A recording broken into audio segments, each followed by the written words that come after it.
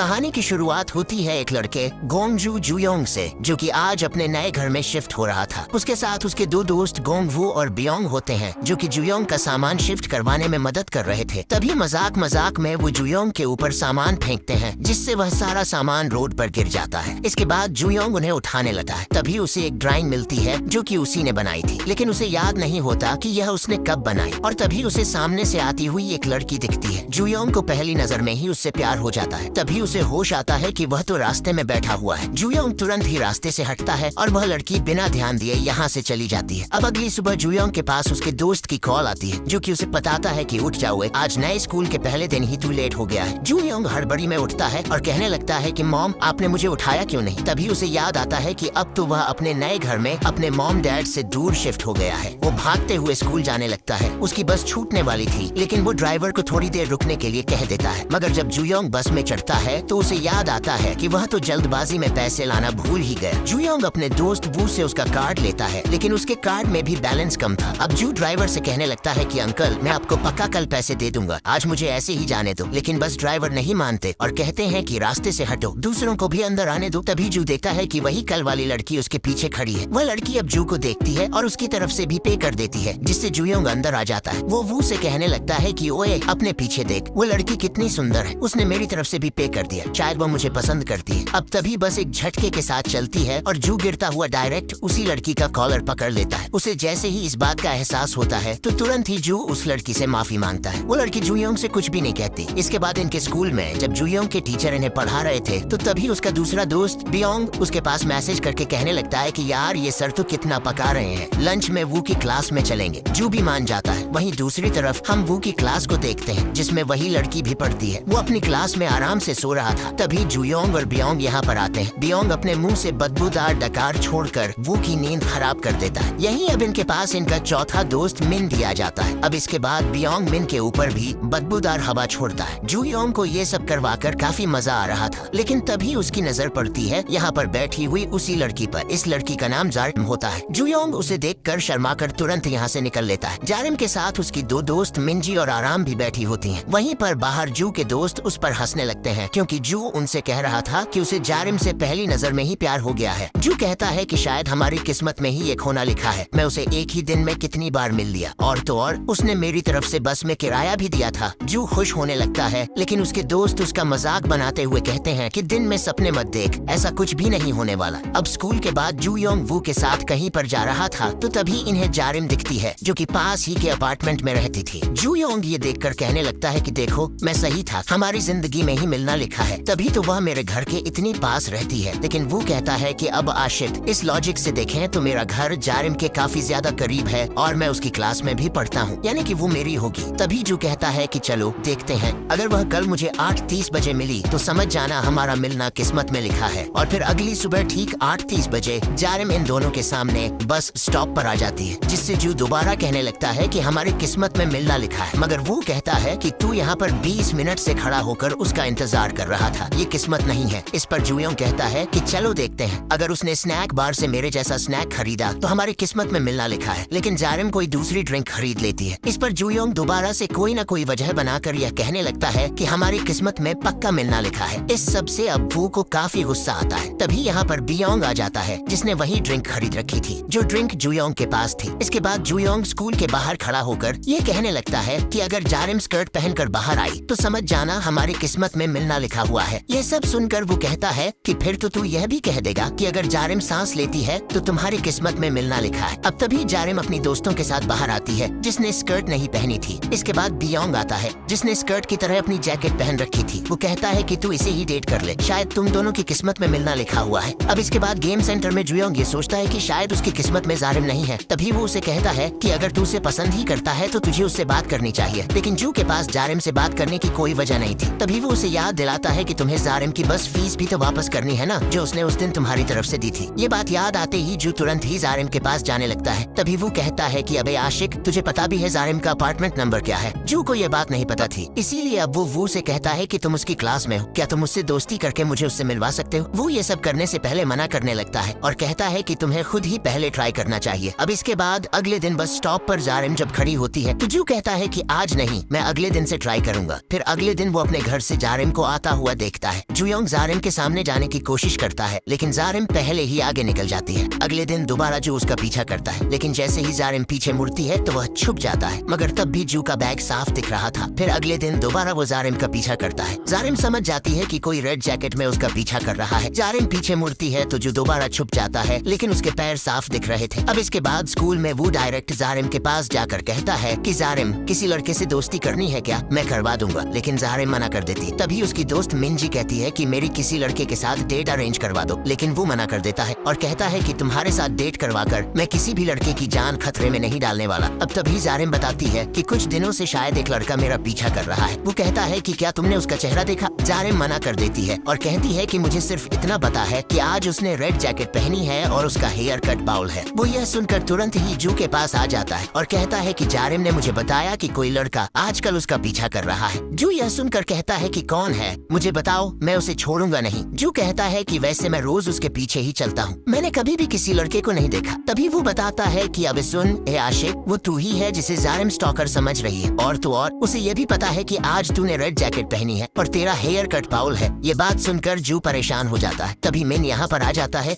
और जू मौके का फायदा उठाकर उसे अपनी जैकेट देने लगता है और उसका चश्मा खुद पहन लेता है। लेकिन मिंजी ने यह सब देख लिया था, वह सब समझ जाती है। जू कहता है कि मैं उसे जानबूझकर स्टॉक नहीं कर रहा, दरअसल मुझे उसके पैसे वापस करने थे, लेकिन मैं उससे बात ही नहीं कर पा रहा। मगर मिंजी कहती है कि तुम जारिम को पसंद करते हो ना। मिंजी उसे चारों तरफ से देखती है और कहती है कि बोल जा, तेरा कोई भी चांस नहीं है, तुझ जैसे लड़कों को जारिम पसंद नहीं करती। जू कहता है कि फिर वो किस टाइप के लड़कों को पसंद करती है, लेकिन ये बात मिंजी को भी नहीं पता थी, क्योंकि जारिम ने आज तक किसी भी लड़के को डेट नहीं किया। ये बात सुनकर जो खुश हो जाता है और कहता है कि फिर तो तुम्हें भी नहीं पता होगा कि जारिम को किस तरह के लड़के पसंद है। लेकिन मिंजी पूरी श्योर थी। वो कहती है कि तुम्हारा कोई चांस ही नहीं है, इसीलिए उसे भूल जाओ। ये बोलकर वह चली जाती है। मिन भी सब समझ गया था कि जो अभी अपनी जैकेट देकर उसे फंसाने की कोशिश कर रहा था, इसीलिए वह अपना चश्मा वापस लेता है और कहता है कि तुझे ये जैकेट कभी भी नहीं मिलेगी। यह बोलकर वो यहाँ से भाग जाता है। अब इसके बाद वो जू से बोलता है कि कल ही उसके पैसे वापस कर देना, जितना लंबा तुम इसे खींचोगे यह चीज उतनी ही मुश्किल होती जाएगी। अब इसके बाद अगले दिन दोबारा जू जारिम का पीछा करने लगता है। इस बार जारिम उसे देखकर भागती है और जू भी उसके पीछे भागता है, लेकिन तभी जारिम उसके सामने आ जाती है। वो जू को पकड़कर कहती है कि तू कौन है बे, और रोज मेरा पीछा क्यों करता है? जू उससे कहता है कि मैं वही हूँ जिसका उस दिन तुमने बस में किराया दिया था, मुझे तुम्हारे पैसे वापस करने थे। जारिम को याद आ जाता है। अब इसके बाद जू जारिम को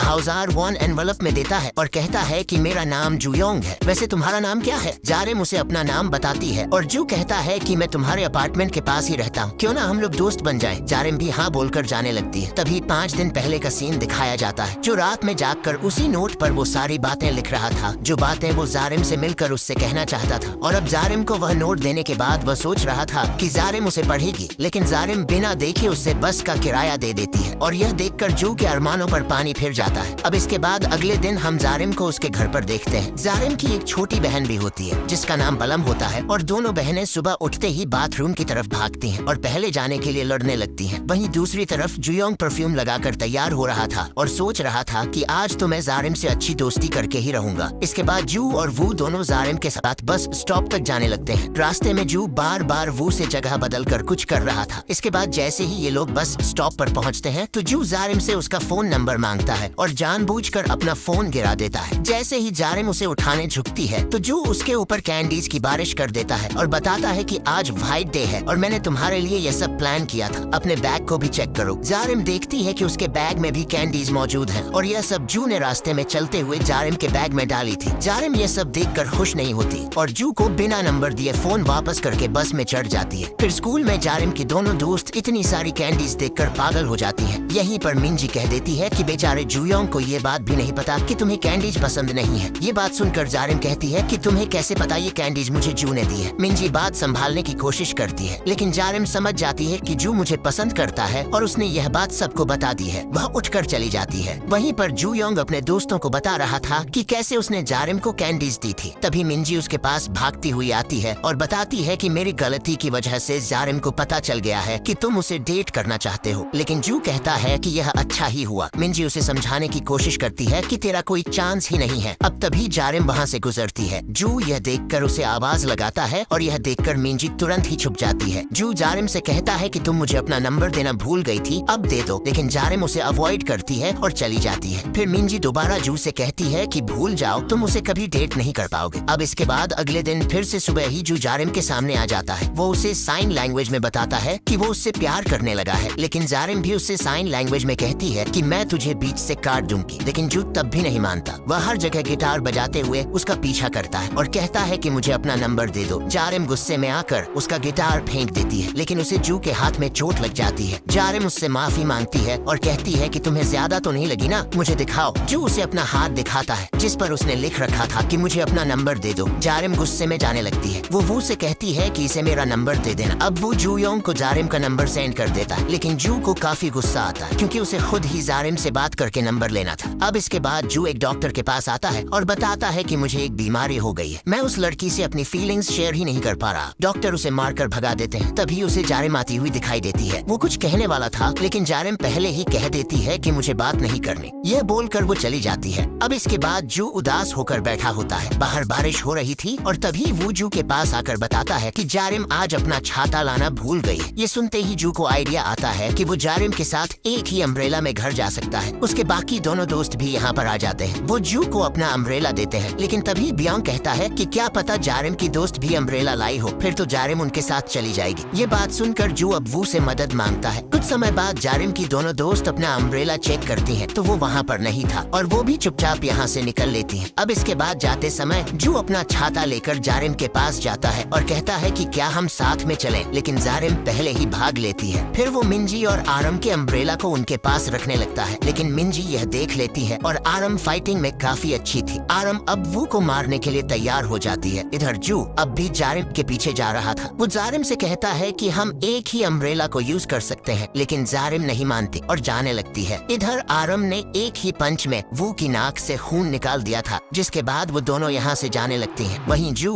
अब अपना अम्ब्रेला जमीन पर जारिम के आगे फेंक देता है और कहता है कि इसे अकेले यूज करो और घर तक चली जाओ। मैं नहीं आने वाला और मैं नहीं चाहता कि तुम्हें कोल्ड हो जाए, लेकिन जारिम अम्ब्रेला नहीं लेती और उसे आगे ही फेंक देती है। कुछ देर बाद ऐसे ही अम्ब्रेला फेंकते हुए जारिम अपने अपार्टमेंट तक पहुँच जाती है। जू भी नीचे आकर रुक जाता है और कहता है कि तुम्हारी वजह से अब अम्ब्रेला खराब हो गया, इसीलिए मैं भी घर नहीं जा सकता। अब तभी जारिम देखती है कि उसके पास उसका कार्ड नहीं, इसीलिए वह अपार्टमेंट की बिल्डिंग में अंदर नहीं जा सकती। वहीं पर उसकी दोनों दोस्तों को जारिम का कार्ड जमीन पर पड़ा हुआ मिलता है। वे उसे उठाकर अपने पास रख लेती है। यहीं पर जारिम भी अब जू के साथ ही बाहर खड़ी हुई थी। उसके फोन की बैटरी भी खत्म हो चुकी थी और यह देखकर जू उसे कहता है कि तुम चाहो तो मेरे घर आ सकती हो, मेरा घर यहाँ से पास ही में, वहाँ पर तुम अपना फोन चार्ज कर लेना। लेकिन जारिम मना कर देती है। जू गुस्से में कहता है कि ठीक है, अब मैं जा रहा, मुझे फर्क नहीं पड़ता, तुम्हें चाहे सर्दी लगे या फिर चाहे कुछ भी हो। ये बोलकर वो चला जाता है। वहीं दूसरी तरफ मिंजी और आरम आराम से रेस्टोरेंट में खाना खा रही थी, क्योंकि ये ट्रीट उन्हें वू ने दी थी और वू के दोस्त भी उसका लंबा चौड़ा बिल बनवाने के लिए खूब खाना खाने में लगे हुए थे। आरम कहती है कि हमें पहले जारिम के पास चलकर उसे उसकी कीज दे देनी चाहिए, वो बाहर खड़ी होगी। लेकिन मिंजी कहती है कि उन्हें डिस्टर्ब करने की कोई जरूरत नहीं। ये बात सुनकर आरम समझ जाती है कि जरूर ऐसी बारिश में जू जारिम को अपने घर ले जाएगा और उन दोनों में अच्छी दोस्ती हो जाएगी। लेकिन ऐसा कुछ भी नहीं हुआ था और जारिम अकेले खड़ी हुई थी। मगर तभी यहाँ पर जू वापस आ जाता है। वह अपने घर से जारिम के लिए कुछ कपड़े लाया था। जारिम कहती है कि तुम भीगे क्यों,